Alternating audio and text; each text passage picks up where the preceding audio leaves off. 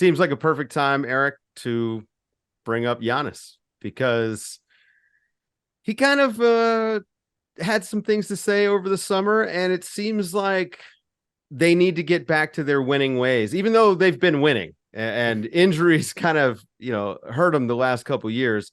It does seem like running it back with the same guys does have a shelf life with Giannis in Milwaukee. Yeah, I mean, I think they're in an interesting spot now, right? Like Giannis, in the past has mentioned how, as he was getting ready to sign a supermax extension, the team needed to be focused on winning a championship, and they needed to be making moves towards that and doing those types of things and pushing towards it. In the summer where he was prepared to sign a supermax extension, they went all in and they traded for Drew Holiday, and that ended up working out for them. They won a championship, which I think sometimes gets lost in this conversation. There is a banner hanging up in Fiserv Forum. Like, Giannis had the Larry O'Brien trophy in his hands, and granted, he wants to do it again, and that's great. But they actually won one. That did happen just 2 years ago. So yeah, I mean, I don't think anything has changed. Kind of from the moment all of this started with Giannis, right? Like when he signed that Supermax extension, there was always going to be the pressure to compete. He had done the MVP thing. He had done all of the other stuff I had talked about earlier, Anthony Edwards not yet doing. He had already done those things. So when he had done those things, it made sense that the organization was have to push for a championship every year and kind of work through these things.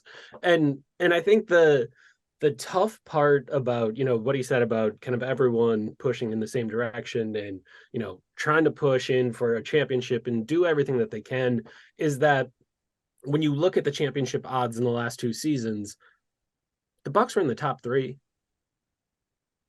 Again, I is there things that they could have done to be number one in those rankings? I don't know.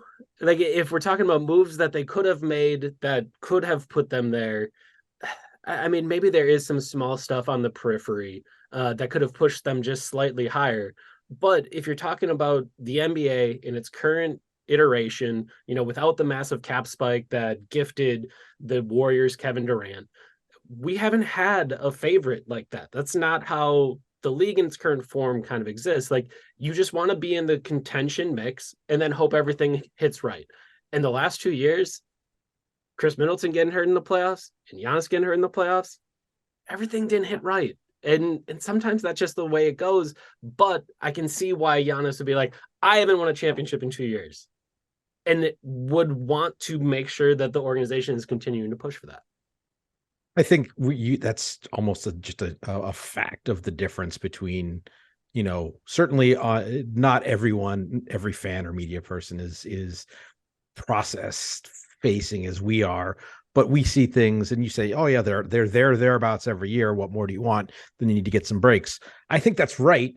I also think I know that is not the way that anyone in this scenario. I mean, it's a cliche to say it's a results business, and the results have been what they've been. And the fact that there's been some misfortune or lack of good fortune that has played into that is sort of by the wayside. I mean, how far have they got in the last two playoffs?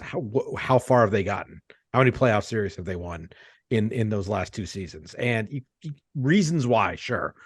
But, if from a player and organization, like competitive mindset, that's what they see, not that we were good enough and shit just went bad.